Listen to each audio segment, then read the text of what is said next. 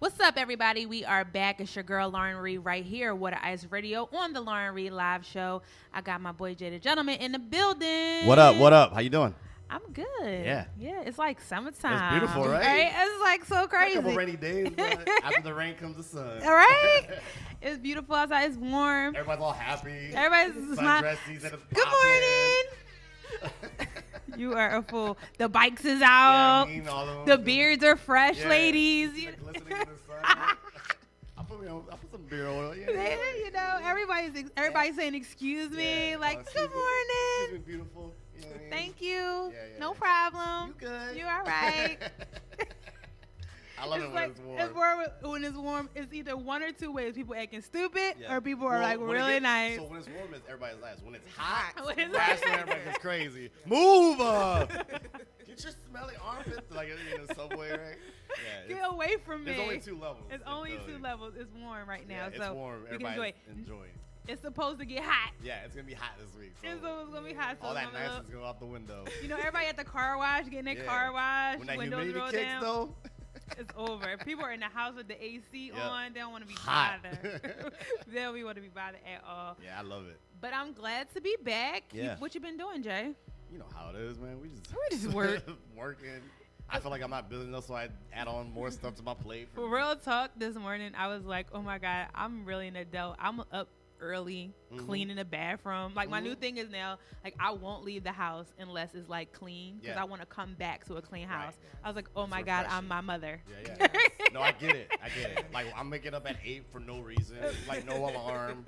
Like, what? It happens. You text your friends, they text you back at 8:30. Like, oh, we're all adults. Yeah. Hey, okay. Oh, I woke up, my knee's sore. I did nothing last night at all. I don't know why it's sore. Exactly. Yeah. So, you know, it's just this year 35 is just showing me a new me for sure. It's all happening. That cycle of you're gonna be your parents when you grow up. Yes. Yeah, it's happening. It's happening. Yeah, that ooh.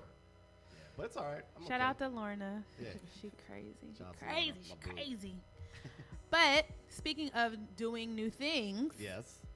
This is going to be a good show because this may open my eyes to some new things. Oh, word? No, probably not. But that's the spirit. but we'll see what happens. Yeah. So everybody, this is going to be a very interesting show because it's a topic that I know nothing about. Right. But everybody else in the room probably does. I mean, I'm not a pro, but I know what it is.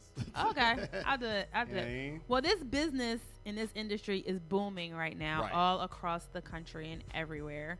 And we have someone on today that's going to talk a little bit more about that. Mm-hmm. We have Miss Sheena Roberson from Cannabis Noire, and she's going to talk about... What are we going to talk about? We're going to talk about cannabis, y'all, a.k.a. weed, the stuff y'all like to smoke. It's much more than just like, oh, weed. Like, it is. There's a whole and other that's why behind she's it. here. It's a lot behind it. So fun fact, really quick so that everyone knows. Better be fun. It's a Lauren Reed fun fact. Okay. You probably won't think it's fun, but I'm just going to say it anyway. It's adult fun. No, I mean, I just told you guys before we went on live, I have never smoked a day in my life. Wow, that's like a never have I ever one. If we play that game, that's a good one. Yeah. Yeah. Everyone's drinking. Everybody's right. Drink. So I've never smoked. Not that I've never had the desire, but I'm a scaredy cat when it comes to certain things. What though? Yeah. I will get into it though. I mean, it's a serious reason behind it, and it's some of just me being who I am. Right.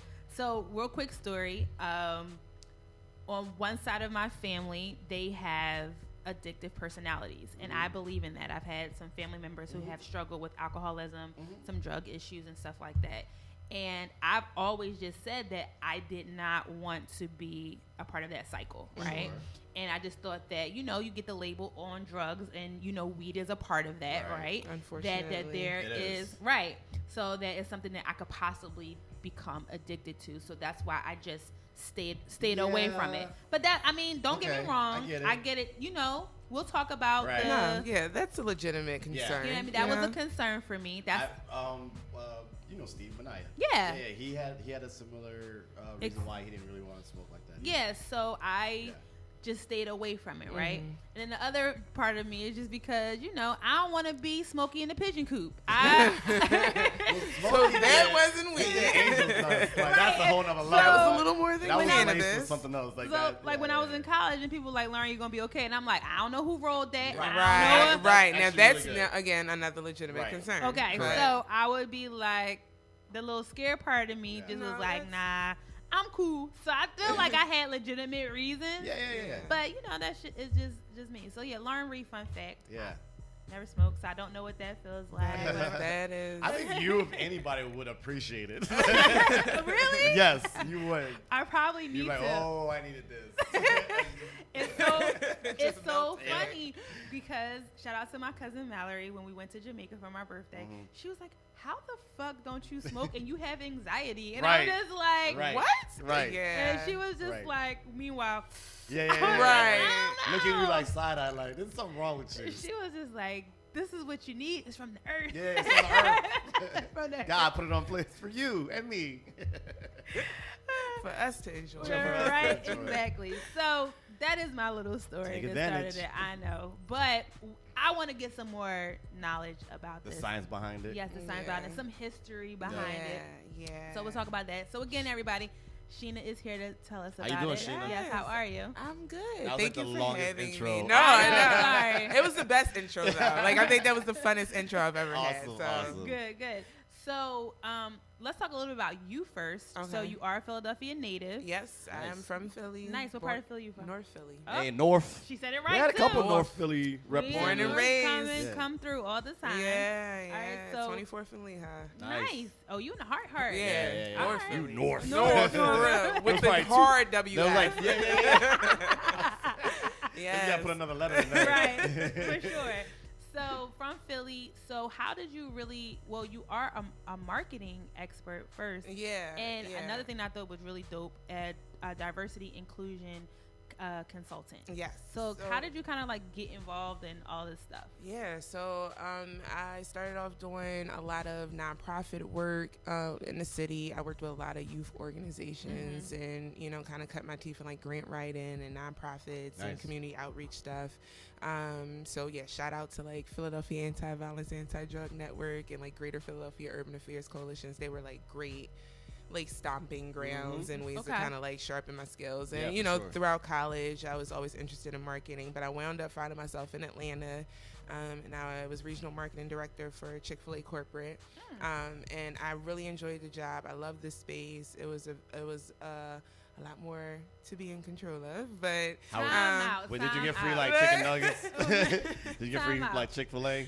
Yes. Yes. You do get free Chick-fil-A. Cool. Shout out to Chick-fil-A. I have to ask this question. Yes. So, is the pleasantries just as good on the corporate side as it is in the front of the retail side? So, are you treated just as well as? So ironically, like it's a trick. Like it's an entire like community, like corporate culture. You're expected to kind of like go above and beyond for everybody.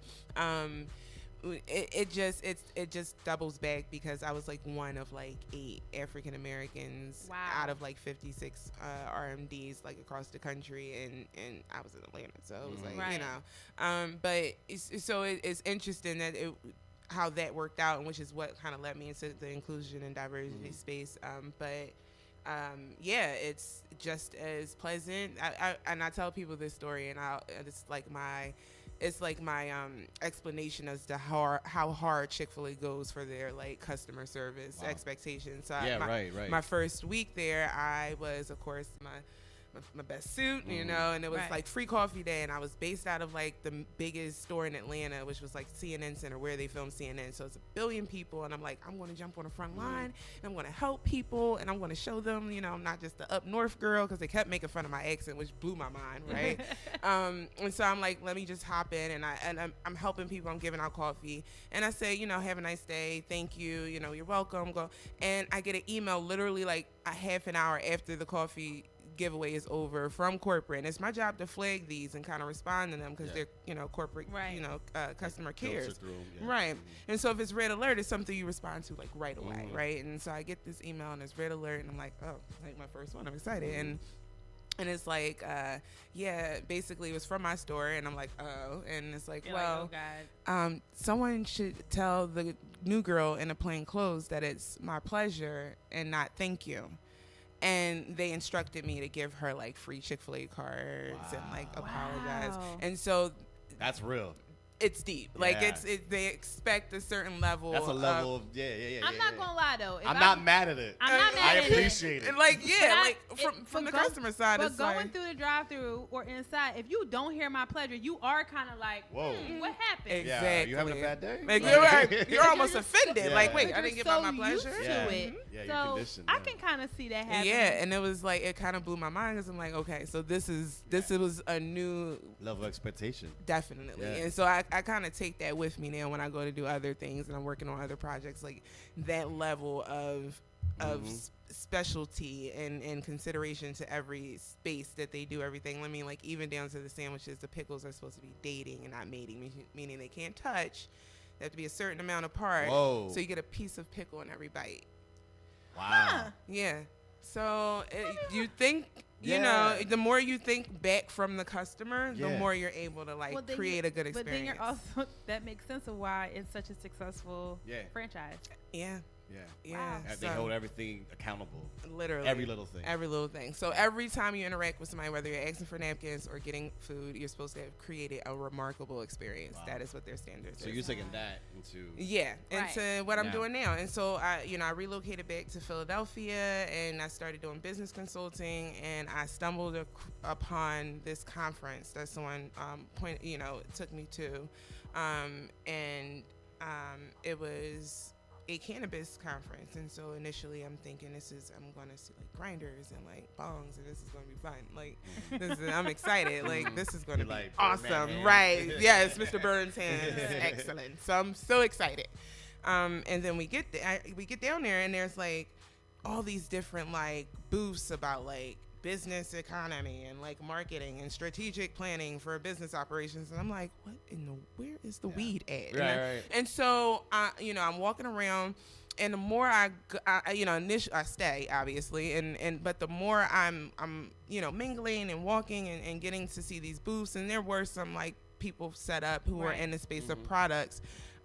But the more I saw, like, this was a big conversation. You know, like the governor was there, like, the mayor was there. Like we had like state and city officials there. There were some of the largest executives of some of the biggest countries in the city, in New York, in the tri-state area at this conference. And so when you look around the room at first glance, it looks like nobody's there. But then when you look at it again, it's like everybody's here. The right people, right? The right people. Right. But everybody was there but us. Right. So there were no minorities, nearly no women, and it was maybe 5 minorities, and 3 of those were athlete speakers from Athletes for Care. So that kind of didn't count. Right. So it was like, okay, they are like really planning this thing, and this is like going to be, we're expecting $22 billion by next year, and and there are no women in this space. It's just like a bunch of older white males making these regulating laws and policies, which about how surprising, right? Right, and as we see now, like, but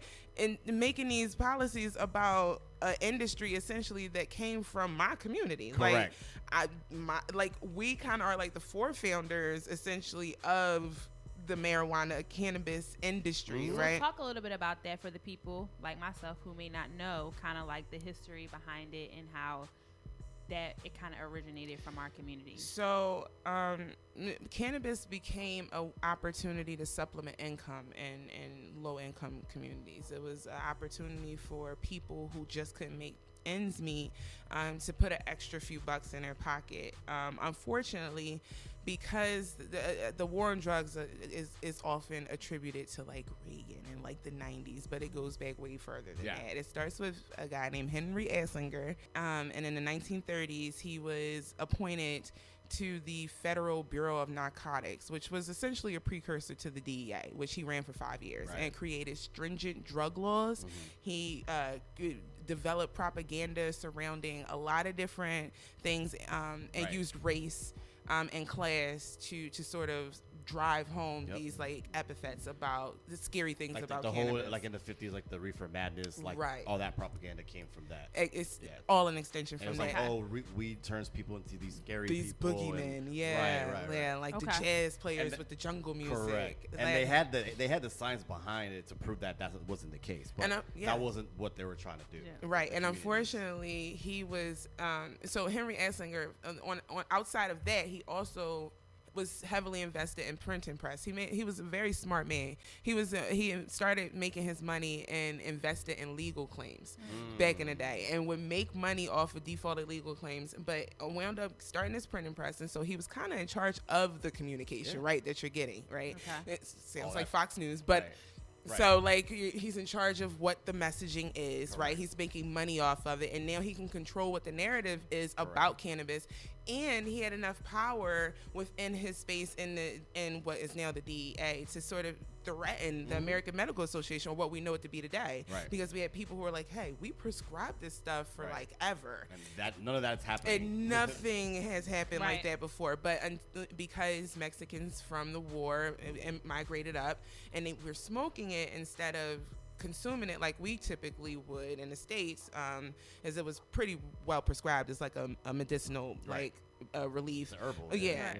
And so since they were using it as an inhalant and they pronounced it marijuana, they renamed it, and so that's why you don't hear people say cannabis anymore. They say marijuana, which I try not to use because it's essentially a racist word. It's an attack on Mexicans and blacks and derogatory. And class. And I never knew that. Yeah, and it literally is its only purpose is to make you not think of it as a medicine, which is cannabis. Because if you hear cannabis is now bad for you, people will go, what? That's not true. Like, I've been taking it way too long. My family's been taking it for years. And so they had to rename it something and put these racial and economic sort of barriers in place to sort of scare people. And now it's the scary thing is marijuana today. And as you mentioned the war on drugs, that kind of just put it over the top. Okay. Yep. But then that was like crack and like all this other drugs that started coming, cocaine. Yeah, which is why I hated being classified as like a Schedule 1, because it's so far from what should be considered in that category that it just doesn't do anybody any justice. It's frustrating too, because I think a majority of the people who benefit the most are the minorities and the undersourced communities, and they're the people who are scared of it the most because of their propaganda, because of their experience with police and overcriminalization. We're arrested 4 times as much, even though we use it as just as often as everybody else. And so I think there's this natural fear of it, which also keeps us out of the industry as well. And because of that, it's all part of the plan, because now they're making billions off of it. So now you're at this conference where there's all these older white trying to make it legal, making billions of dollars off of it, and we're not trying to be into and minorities are still being arrested for it. And minorities are literally sitting. I have family who is in jail right now for cannabis charges, who have been there for years, like multiple years. Nonviolent offenses. And so it's frustrating because it's kind of it's frustrating because it's sort of a slap in the face to everybody who is out here, who does need it, who has needed it to survive, who has used it for medicinal benefits and not even realized it, and because that's a whole nother can of worms. I don't like the term recreational too much, because I feel like it makes people scared or apprehensive. It's like, I don't want to be like in a situation where I'm like having this, I have addictive stuff in my family. I don't want it coming back up. And it's like, honestly, it's very far from something that you would consider addictive. I think people use it excessively because they aren't educated on how to use it properly. Oh, can we get into that a little later? I want to talk about that. Okay. So this is a good start. Yes. Right. I definitely want to get more into how you decided, once you were at this convention, that you were going to come up with Cannabis Noire. Turning point for you. Turning point. What? Yeah. But we're going to do that we're going to take a quick break. And then we're going to come back and get into that. Okay. All right. Sounds good. So everybody. This is exciting. It is. You see me, I'm like. Writing notes for your dissertation. Right? All right, everybody. It's your girl, Lauren Ree, right here at Water Ice Radio. We will be right back. And we're back.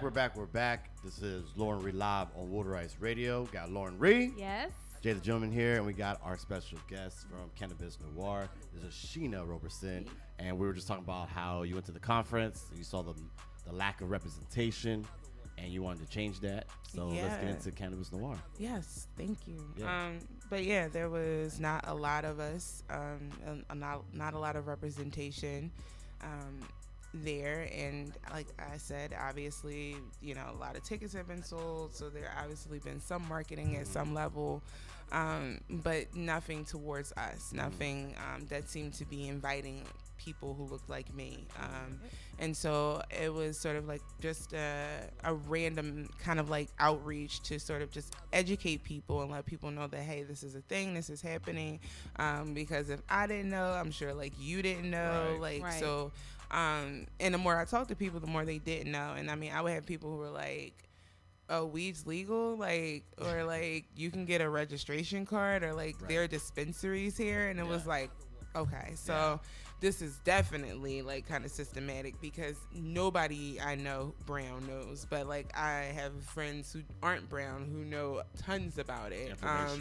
And so it was like, let me see like how we can figure out to like expel this information and disseminate it and resources and opportunities to folks. So we started doing like registration events, cannabis talks, infused tea parties, just a variety of different ways to kind of show people how to use it, what it does, why it's important, how to be a part of the business if you want to be a part of the business, how to look for gainful employment in a space. I think a lot of people think they're not qualified, or they don't have the skills or the money, which one of the top 3 barriers to get into the game is, in my opinion. But they make these assumptions and not realizing that they have very translatable skills or qualifiable skills that they already possess from other spaces that transfer into this industry. There's still a need for like marketers. There's still a need for accounts payable people. You know, essentially people who are dealing with customers. That's like customer service, right? Like staffing and whatnot, right. Like all of that stuff is still things that are like tangible opportunities within the space. Like it's not necessarily, you don't necessarily need to own a dispensary, which a lot of people were like, how do I open a dispensary? It's like, slow down. Right. Baby steps. Baby steps. It's like, cause I mean, like even the application was like $250,000 or something. To own a dispensary. Yeah, that's just the ad fee. You need like $3 million to be liquid and like asset. Like there's a lot of financial backing you need, and even then, because that is so little of us that have that.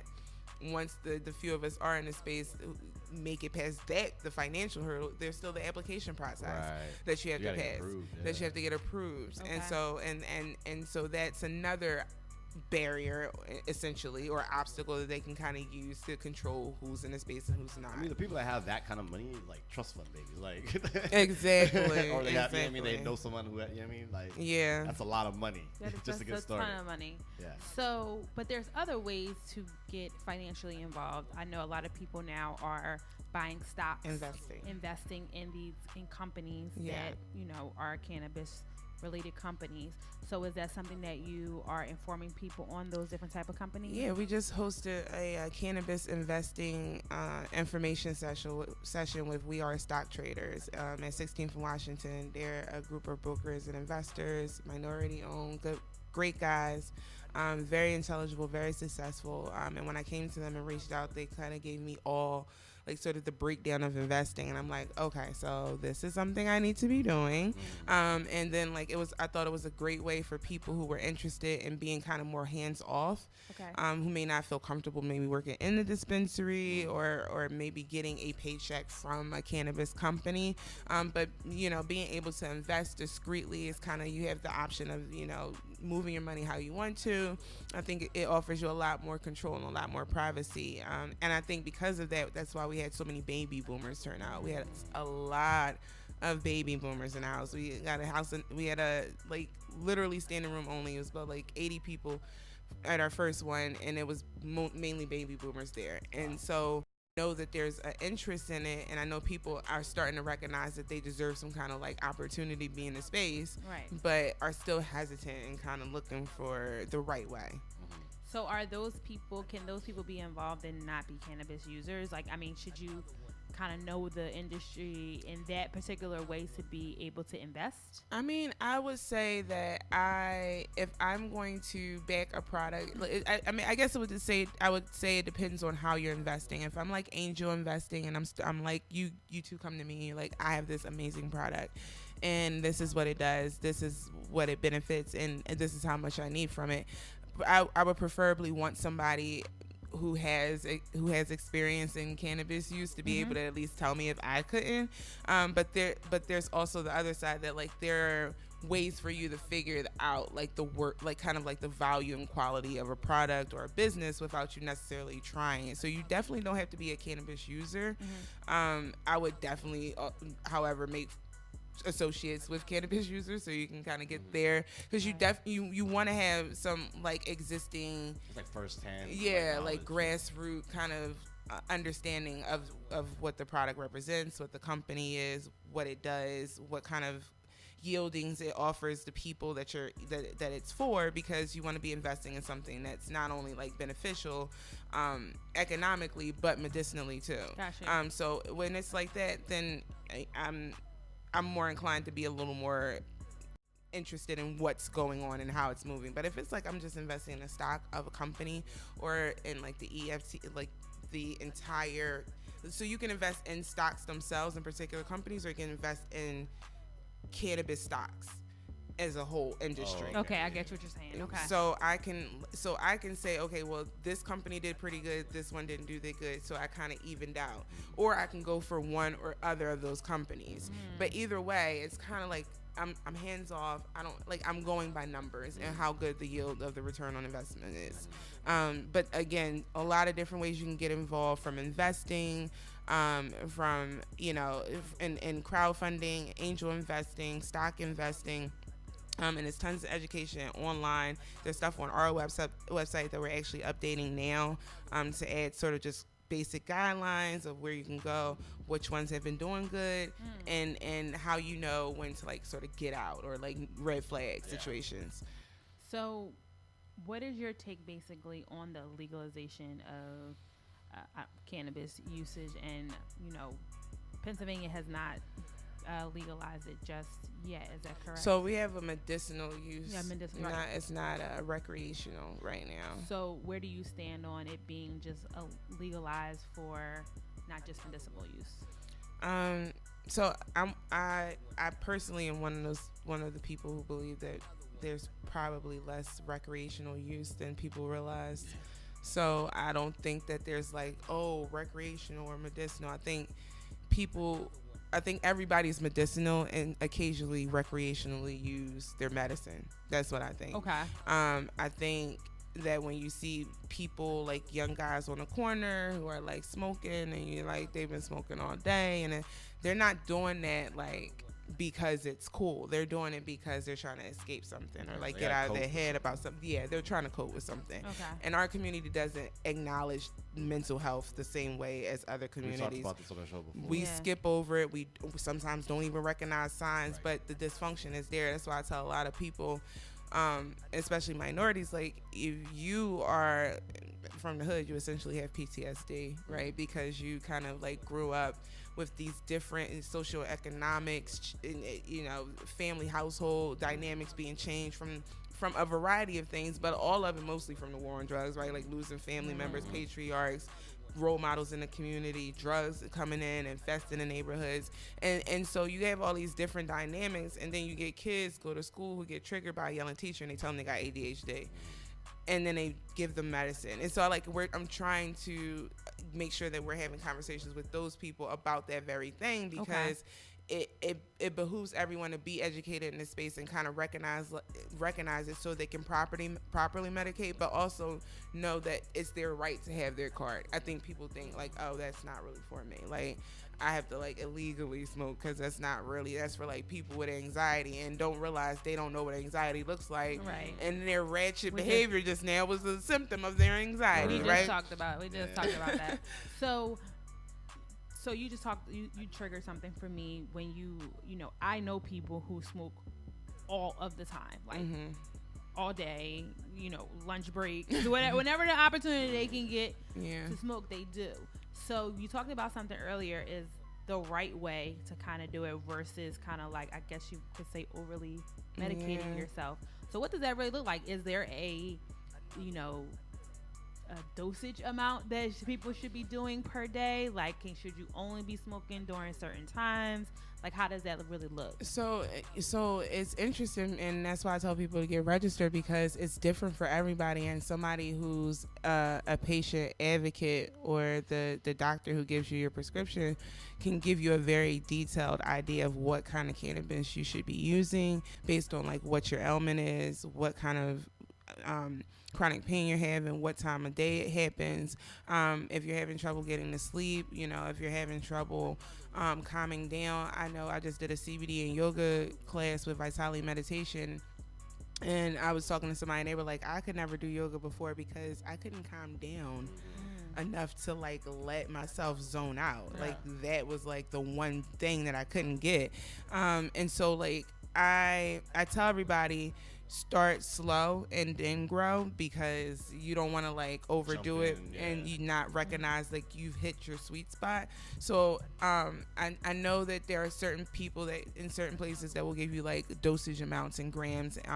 I usually go in chronic pain. I have like a chart. I'm like, if you're you start off like 5 or 7 grams, like 25 and under, like 26 to like 50, 10, and so on and forth. So like maybe if you're like a 240-pound person and above, you might need like 25 grams for moderate pain, and then like escalating up as you go. But honestly, it's really all about you, because your endocannabinoid system, which is like the receptors that soak up all of the cannabis that everybody has in their body and needs, you've been getting cannabis from other like plants and terpenes and produce, that's been soaking it up. It's only may need X, Y, and Z, while somebody else may need A, B, and C. And so it's kind of like just finding out what your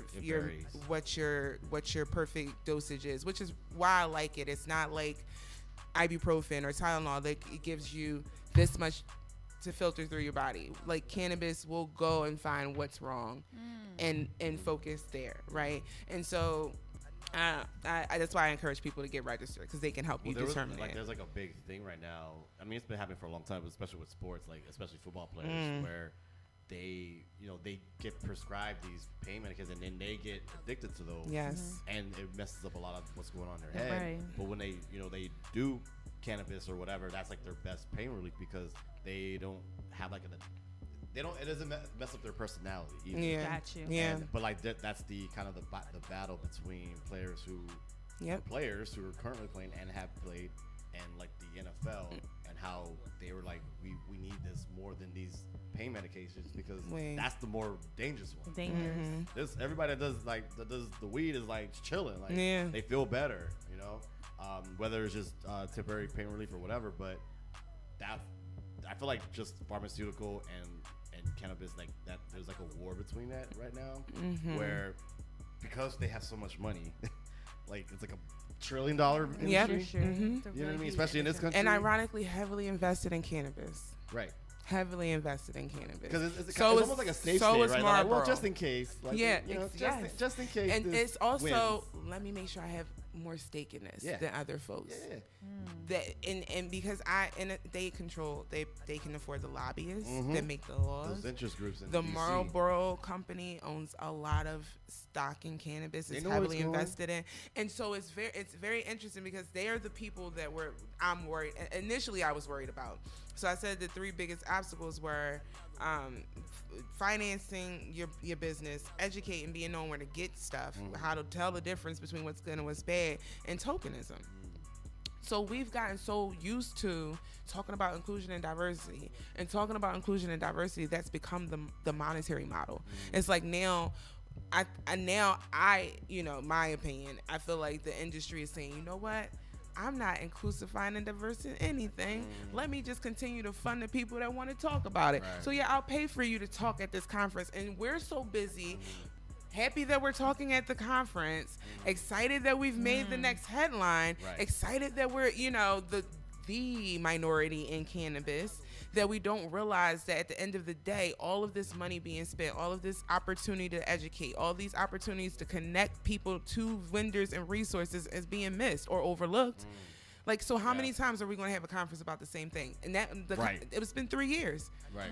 Since the first what are we still talking There's no about? progression. Right. What are we still talking about? Right. You own the dispensary. You control who gets hired. You control who gets contracted, and you continue to have interest panels about inclusion and diversity with a mainly white staff. Right. It doesn't make the sense. conversation is over for me. Right. It's over. You know, and I've I've lost a lot of friends in this industry doing just this. I am not talking about this anymore. They jokingly, and it happens to be his birthday. He's my favorite person, Malcolm X. Like, they're like, oh, you're Malcolm X of cannabis. There is no reason we should still be having a conversation or trying to appeal to their likeness and explain why we're worthy, explain why our business matters, explain why inclusion and seeing images of us matter. They know this already. Right. They know how important representation is. They understand it. They've been swagger jacking us for decades. They know how much weight they carry, and they know how much weight we carry. Right. Unfortunately, because they've been able to help monetize this model of conversation, that's where the buck lies right now. And so that's why I'm telling folks, listen, cannabis industry can't open a dispensary without a security firm, right? Like contracted, like, which is why you spend so much money. You gotta have everybody in place before your doors open. Right. So I know people who guard bars, college parties. They got little T-shirts, something security unlimited with the logo of the lion on the back, and like the I see one every 5 blocks in my neighborhood. You need to collect yourselves at part of the industry, and then they can't move without a minority business. Right. Makes sense. So we're going to take a break, but when we come back, I want to ask you some more questions about like the products and different things of that nature, and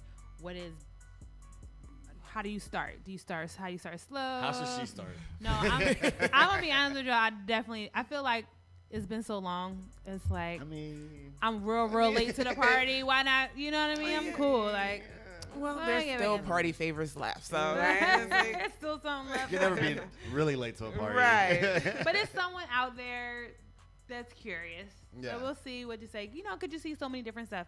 Edibles and CBD and this and what is this and all stuff like that. So we'll get into all that when we come back. Cool. It's your girl Lauren Reed right here. What Ice Radio. We'll be right back. Back, everybody. It's your girl Lauren Reed right here. What Ice Radio. And we are talking everything cannabis today. Yeah, trying to convert Lauren. Mama, if you to the green side. Mama, if you listening, Mama's probably high. Listening. I was like, bring some home, girl. Leave Lorna alone. I am the same. Now, other family members, on the other hand. But no, yeah, so we wanted to kind of sort of talk about products, and because we talked about like the investment side of the business. But a lot of people are in the product side of the business. So everywhere I go, I see something that says CBD, right? So what is CBD versus anything else? Break down the science. The science of it. Okay. Like kind of like Cliff Notes. Yeah. Okay, so I guess the easiest way to put it is that CBD is sort of like the cousin of THC, and and it has all the benefits medicinally, like it relieves the anxiety and the stress. It can be a pain reliever, de-inflammation, or de-inflammatory. But CBD does not get you high. It's a non-psychoactive. Okay, so that's what I need. Right. Right. So am I going to, like, how does one feel when they take some of that CBD? One feels mellow when they take CBD. Like, you don't, there's not a high involved, but your anxiety is immensely lowered, right? And so you're a lot calmer, you're a lot more chill. Most people I know who are trying to quit cigarettes use it a lot. Okay. People who have trouble getting to sleep. We do kind of like a self-care lifestyle products. We have like bath bombs that are infused with CBD. Okay. We have the CBD pre-rolls, and we have CBD candles that when they melt, it turns into like a massage oil, right? Okay. And CBD tea. So all of that stuff, if depending on how many milligrams it is and how you use it, can be just as effective as cannabis, if not more. Okay. For some people. So should one know, like, shouldn't mix CBD. We all keep saying CBC. CBD. With like any other type of like medications they're on. So right now, of course, CBD is relatively new, and so all of our studies are preliminary studies. But CBD is completely natural, and it's a natural product, kind of your body needs, right? And so it doesn't have any adverse effects with anything that we know of right now. Only thing I do know that I will say that if you take CBD, so there's something called the entourage effect, that if you couple your CBD with your THC in the right ratio, it will increase your THC high. And there's also an impact on how much of your alcohol you feel with CBD. So your liver, ironically, is protected, and your blood oxidizes the alcohol differently. And so when you blow for like a breathalyzer, you'll come up a lot lower than you actually feel, because it will heighten whatever the feeling of it is. So you're saying not drinking and do CBD. I would be careful if I'm taking CBD and drinking, just so you're aware, like I'm drunk. Right. Like you don't take a shot and be like, why am I on the bar? Like it can amplify kind of the effect. How did I get here? Coyote ugly. Right. You're waking up like, what was I doing? Okay. Understood. Yeah. So THC is what get you high. Is the psychoactive one. Okay. And if you ever smoke too much THC, which I have not yet. You haven't gotten there yet? No, I've not done that yet. Right. Then you can always take CBD to kind of bring you back down. And so it's kind of like the Wonder Plant. Like it kind of fixes itself. There's a reason why they knew all these things happen. Like, yeah. You can make like cloth out of it, like hemp, and it's a big industry. So partially also why Henry Anslinger was upset is because he was invested in like printing, right? And so he needed trees. He was very big on timber and lumber. Hemp was replacing that. They were making sails for the ships. They were making uniforms for the war. They were building houses, and it refertilizes land. So they were paying farmers to grow hemp just to get the grass to come back and the crops to come back after the war. Plant, It does everything. And if you build a house with it, it won't mold. It doesn't get old. It's like literally you can run a car on it. Yeah. A hemp fuel. Porsche just released a hemp fuel car. Why are we smoking it? Well, hemp is a different, right? So THC and CBD are just components of hemp. You're not smoking hemp itself, but it's like we're wasting it on good things. Like no, it's not. You're not smoking a hemp. It's a derivative of it, but. What it derives from, what essentially the hemp bill was about, is all of those things and what those opportunities are, which is why we also do minority farming and like urban growing education, like grow your own fruits and vegetables, learn how to do an indoor grow, prepare for when it does go like rack and you have consumables and you're allowed to do that. But in the meantime, just know like how to have a green thumb, like how to grow your own vegetables, have organic options available to you. When you come like from 24th Lehigh, that's just not a thing. I feel like just kind of off topic, but not really, but like just with the farming industry, I feel like they should have adapted to something like this, where they have programs in place to teach everybody how to farm basic stuff. Right. Agriculture. Like you would that would sustain the industry, literally. You know what I mean? And then you come up with these new like crops, like not even new, but just having that cannabis, knowledge. I think some schools are implementing it now. Like they're more They kind of used to back in the day. I was in 4-H. Yeah, exactly. Like when I was in elementary, they taught us how to like grow like watermelons and stuff. Yeah, I think it used to be a part of our curriculum. It was, but we got more away. We got closer. More interested, I think, in technology and got away from that. Right, but with the technology and agriculture, like now they hand in hand. Like they have to be. Yeah, we're efficient. Yeah, we're converting a shipping container into a urban standalone garden. So it's like an indoor garden out of the shipping container. There's a lot of like urban farms where they grow, like they have warehouses and they grow crops in the warehouse. Yeah. Right. So it's like I just feel like they kind of missed that. They definitely missed the mark on that. And I think I don't know how much they missed the mark is that they shot past us. Right. That's a good point. I think because I mean we are like we have like one of the best histories in like maintaining crops in the world, right? Like I think they kind of went past us on that one because they knew that was another opportunity that essentially could be like generational wealth building opportunity. And people like, oh, don't be cynical, but at the end of the day, when you look at the facts and what's on paper and the timeline, and it is what it is. Yep. So edibles. And now we're talking.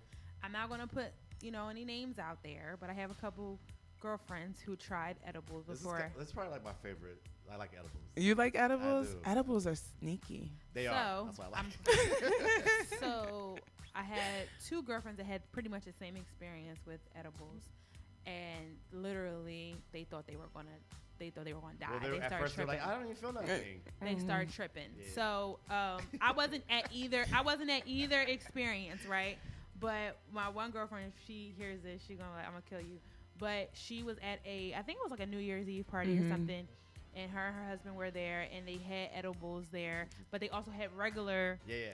Oh, this sounds like a movie. This sounds it's like a bad Christmas party movie. But she knew which ones were edibles. But no, I don't really think. I think like her husband like turned his head for like 1 second, and she's scarfing down the whole brownie, kind of thing. Yeah. So at first she was cool.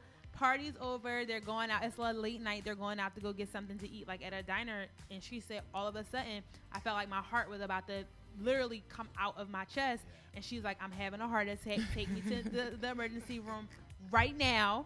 I'm dying, right? She definitely ate way too much. And I have another girlfriend who kind of had the same kind of thing happen. So I guess so now I'm like, nope. Can't even get me to like say, yeah, right. Oh, hold on, wait. And then this person is not my girlfriend, but I was at a fight party. Now this was tragic. I was at a fight party, and I didn't know these girls that were at this party, but I just knew. You ever see a train wreck happening? Like you cannot turn away. Slow motion. So I'm not a smoker, so I'm like, how do I know this is about to be a train wreck? But I know it is. So my homie that is having a fight party, he's making the brownies. Oh yeah, he told me this. The two girls are like, well, let us have some of the batter from the bowl. So he like, y'all drawing. Like, they're like, no, we know we do this all the time, blah, blah, blah. So they're literally like a kid licking the inside, like with their finger in the bowl, whatever. And then when the brownies come out, they have some of the brownies as well. Literally, it's like a Mayweather fight, 10th round, we in. I turn around. The one girl is literally just... You can tell she's somewhere else. Like, she's totally not present in the building. She's trying to figure out, like, time travel. Correct, right? And then the next girl is like, I got to go to the bathroom. So someone was like, all right, go to the bathroom. Shorty gets up to go up the stairs to go to the bathroom. She gets halfway in the living room and starts to squat in the middle of the living room. They're like, no. Like, she doesn't take her pants off or anything. I think like everything in her mind says, I'm in the bathroom. My pants are down. Yeah, let's do it. I'm about to pee, right? And everybody's like, no. Like, it's like, I was like, drawing. I totally saw this train wreck happening. No. And I'm like, see? And you did nothing to prevent it. You I don't know them. No, because they were on some, we got it. We do this all the time. And I'm like, ooh, this is going to be bad. Yeah. So literally, I'm like, that's two story. This is the third story. And I'm like, and that was like the worst person this could have happened in front of. Like, they took way too much. If you're getting the batter and So and you know what? Like we say, your tolerance is your tolerance. Everybody's different. Like me, I in particular, if I need to self-medicate and it's been a particularly triggering day, sure, I will, I can consume, essentially maybe a half a gram, and it's like, okay, like I'm calm now, right? But with edibles, I don't respond to them the same way. They have to be done a certain way. Okay. So like brownies and cookies don't typically do it. I actually had a dinner party, and I had this awesome chef, Amber Wana. She's dope. Her tag is @IdealHabits. And she's like, she makes everything from scratch. She did like infused bruschetta, like chopped the tomatoes. Oh, wow. Love me some bruschetta. Yeah, that sounds bomb. Infused bruschetta. Yeah. And then like infused chicken and shrimp Alfredo pasta, and she infused the noodles. I would be high as a kite. Yeah. That's so she's like, and keep in mind, like this, I'm somebody again who I have a paper like that says like the breakdown of like all this stuff, whatever. Right. And I'm like, with me, I'm smoking. It's my dinner party. I'm hosting. I'm talking. I had a sip of a few things to drink. I only drink brown liquor, so I'm like, let me just pace myself, right? So I don't pass out. And I ate a little bit of it, and I'm like, 2 hours go by and I don't feel anything. Yeah. And so I'm like, okay, like still pacing myself, and people are like starting to feel it, and you can tell. So I'm like, you know what? It's just not meant to be. This is THC. Okay. Yeah. And I'm like, it's just not, like it's hitting me. It's not for me. Like I always say, edibles don't work. It doesn't work. And, and so I wound up, like eating more of it just because I'm like, well, at least it tastes good. Right. And so like I'm eating it like it was just expensive Alfredo. And so I'm like eating and enjoying, and more hours passed, still nothing. I'm, I done rolled another out. I'm talking and we're having fun. And so now it's late. Everyone's going home, and I still don't feel anything except for the high from whatever cannabis I consumed via my roll-ups. Yeah. And so, I go to sleep, and I'm like, that was cool. And woke up the next day, and I was like, I can't move anything. Really? The next day? It was your body was like processing everything. My body was slow walking all of it. It was like, we gonna slow walk all this down right now. You don't feel nothing, huh? So, yeah, right? And I'm like, and so, essentially I had eaten an entire plate. I had eaten a brownie. I had smoked the day before. And so literally I'm just like, I don't know if I'll be able to like go pick up my son. Like, it's like I have like 2 days to get myself together before I have to get him in. I'm literally contemplating that. Right, like I'm still not moving anything. I'm just going back to sleep. Like, no, listen, but I was starving. I was starving. I'm like, I have to get up. And so it was like that moment in like, what is that movie with the yellow and black suit? What is it? Kill Bill. When she's like wiggle your toe. Yeah. So I'm like, I have to get up. Like I need to wiggle my toe, right? So I'm like convincing myself, like you can do it. Like, and so I finally get up, and I'm like, oh my God, I'm never doing this again. And I'm starving, and after a party, it's like kind of like the bottles are kind of still out, and like, and so I'm looking through for any kind of food that I can just eat. Right. Only Alfredo left. There's only Alfredo left, and I'm like, I can't. What should I do? I'm starving, but I can't eat it. Right, like, so should I like try to find a way to get food, or should I like try to rinse this off and like eat it? I don't know what I should do. So I'm like, forget it. As I rinsed off a piece of broccoli, and I just started like chewing it. I'm like, please God, don't let me get it. And so I'm like eating it, and I'm eating it, and then I like rinse off a noodle, and I'm eating it, and I was like sustenance. Like I didn't even care. And so I'm like, all right, I'm getting in the shower, and I'm like thinking I'm coming out of it, and I call Amber. I'm like, dude, what did you do? She was like, well, I infused the noodles. Wait, I thought it was the sauce. So you infused the noodles like themselves? You just ate some more. It didn't matter. I was rinsing anything off. She infused the essence of the food. I was like, you know what? Like, wow, it gets that deep. It gets real deep. Yeah. It gets real deep. Like people have come up with the science behind this to like really like it's an ice cream, and which is hard because you typically have to heat it to get an activation out of it, right? But then ice cream is cold, so there's like these different processes of you, and it can form different. It can create different forms, right? So I have seen people who created like this crystallized version of if there's a will, there's a way. Of like, hey, somebody will figure it out. Yeah, and like used it for the rim of their glass on their drink, and I'm like, you are a boss. Like I would never like. That's crazy. They feel like, I feel like people when they come up with stuff like this, like, what do I like? And it's like, how do we figure this out? I think someone had lollipops.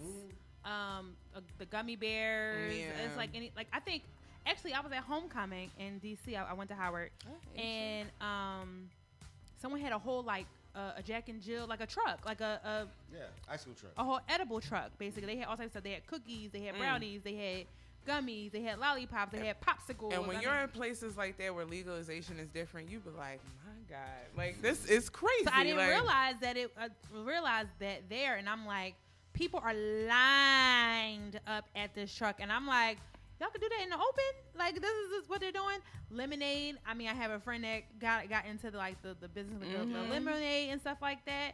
So it's a lot of different ways. They have inhalers, like the inhalers for asthma pumps. Yep.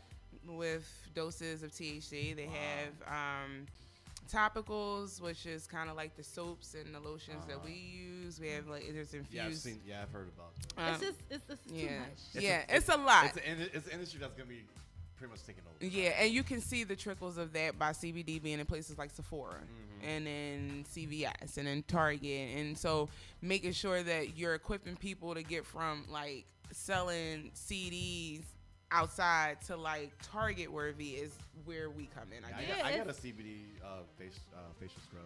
Yeah.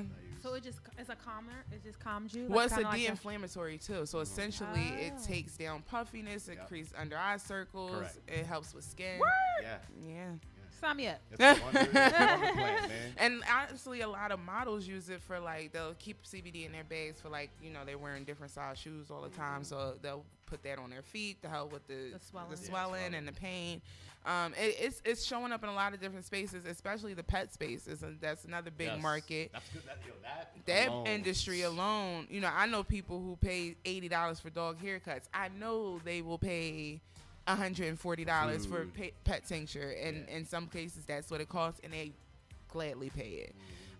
So yeah, it's quite the space. And we were talking about in the break, like not even, and we haven't even talked about accessories. Right, like that's not even including like the pins and the rollers and the grinders. There's a place called Ruckus Gallery right downtown down here in like Old City, and they did a display, like a art show, I guess. Oh, it was an art show because they were auctioning off the pieces or selling the pieces, and they were hand blown glass bongs.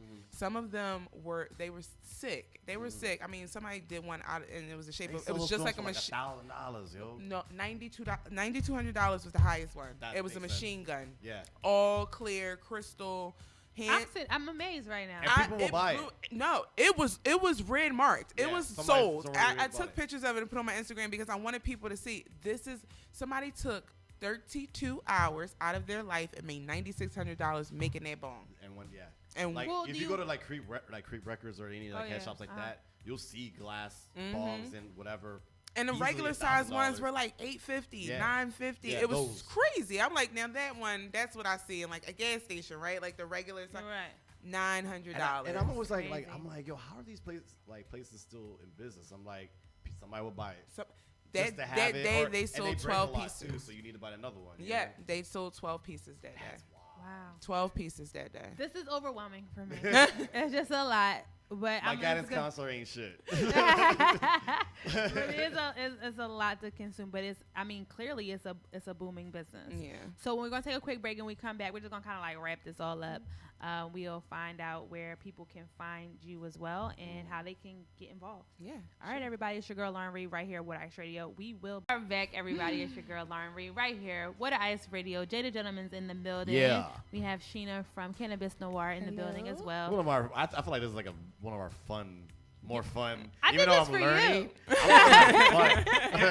I'm like, no. I thought great. this would be amazing because we never touched on this at all. Really? Good. I'm glad we wanted to make sure we had someone who like know what they're talking about. Yeah, knew what they're talking about, not just talking about recreational. Right. Education behind so weed, no. Exactly.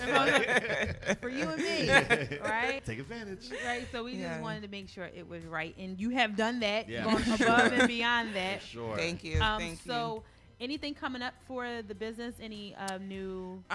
We have a lot of summer series events happening. Cool. We'll be doing some CBD and yoga. We'll be partnering with some mental health groups to address some like potential infused therapies with like CBD and doing like some hikes and some resets in nature to kind of reconnect people. That would be dope. Yeah, because I think part of the obstacle too is like finding your inner peace or chi like in the middle of Center City or like your neighborhood. It's pretty hard. You got not gonna happen. Not gonna happen. Cars, neighbors, you're living on top of a bunch of other people. Yelling. Right. Like even if it's just to get out and go walk the like trails of Fairmount Park, like just to get out and around nature and kind of recenter. And I feel like that's one of those things. It's almost like a stigma, especially in our community. Like, oh, that's what white people do, and it's just like it's not though. Like, it's not though, and that's the thing. And that's what this is like a Black and Well tour, right? Like, so we're focusing on addressing those issues, like why, like even meditation and yoga. That's a white thing. That is not a white thing. Listen, I just discovered meditation about almost a year ago. You love it, right? Yeah, because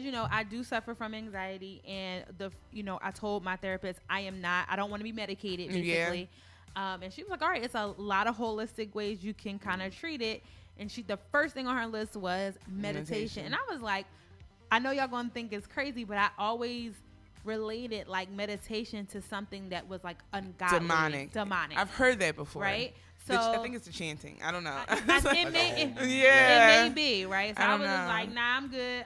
I'm covered in the blood. Like I can't. The blood of Jesus, and that is the most Black people's excuse for not smoking as well. Right. So I was just like, I'm gonna stay away from that. But she was just like, no, I want you to do some research on it and like really get yourself. I never heard that. No, yeah. I've heard mainly Black people. Listen, we gotta change the narratives. Yeah, like a lot of we things, do. especially like with health, like wellness and self care. Yeah, but once and no one jumps into meditation the first day and like gets it. Right. Like, the first day I'm like, my mind is wandering everywhere, right? And I'm just like, this is not gonna work for me. But I can't do this. Right. But the more that you do it, when you're done, you're just like, why do I have to come back to this? Right. Like, you just kind of like, I want to stay there. Want to be there. And for my birthday trip again, I got to meditate in a very tropical area before anyone woke up.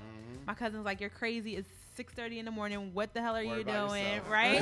Right. I was like, I'll go catch back this breeze. Yeah. I'm outside. I'm on the deck. I'm like in a completely zen place. And I'm gone for like at least I usually do it for like 45 minutes. I've gotten up. Good. I've gotten up to 45 minutes. Now with work during the week, I can only give it 20. Then I gotta get ready for work. Right. You should definitely check out Vitality Meditation. Okay. It is in Fishtown. Some sisters own it. It's cool. Really dope. But yeah. It's one of those things. People definitely, if more people meditated, like people told me that when I got like back to work, they're like, you are so unbothered. And I'm like, this stuff don't bother me no more. What you want? You want this credit? Gotcha. Have a good day, right? Right. So like we do have, Black people have to get out of the narrative that things are what white people do. Right. Like it really they didn't start doing they didn't, because they don't say that about us. Do they take our cornrows or food? They definitely don't. Yeah. But meditation was one of those things that's like, that's what white people think. Nah. I'm still not bought out on hiking. I'm just not a big outdoorsy No, I'm not a big like walker kind of thing. That's like, the walking part. That's not the walking part, like the long trails. Well, you know what? And even stuff if like you're that. just outside and you want to hang back and just meditate, or like you know, but some people, for them, like you said, meditation is hard to do just starting off. So part of like maybe counting their steps or listening for trees or birds or just being able to hone in on something outside of like all of the city is meditative for them, right? And so I encourage people, to come out to these summer series events. We'll be doing CBD and yoga. We'll be talking about, those infused therapy opportunities. We'll be doing infused like painting workshops with like aromatherapy and kind of like music therapy coupled to sort of like see if we can tap into something and make some like positive leadway with folks. We're on a campus registration tour. We'll be stopping by all of our local campuses to register our young folks so they're not over criminalized from self-medicating. And we'll of course always. I'm sorry to cut you off. When you say register, what does that mean? So register means to be registered with the state for a medicinal marijuana card, which makes it legal for you to purchase from a dispensary. Got you. Okay. Yeah. Cool. And so we'll be registering folks for that.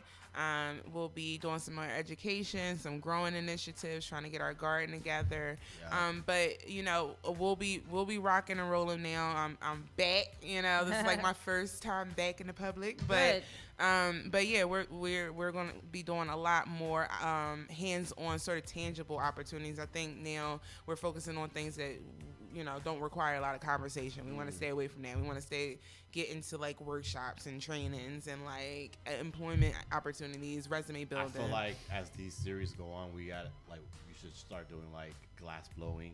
So that they can start making money off of it. If they can make $9,800 in one night. Listen, listen. You know how creative we get. We done blew glass a whole. Right. Come out making music. Earrings. Right. So Stop playing. Listen, you never know. That's what I'm saying. Like I think like it's like that trait, like that. So that's definitely something we want to do, and that's actually a great idea. We want to get more into like you heard it first. Yeah.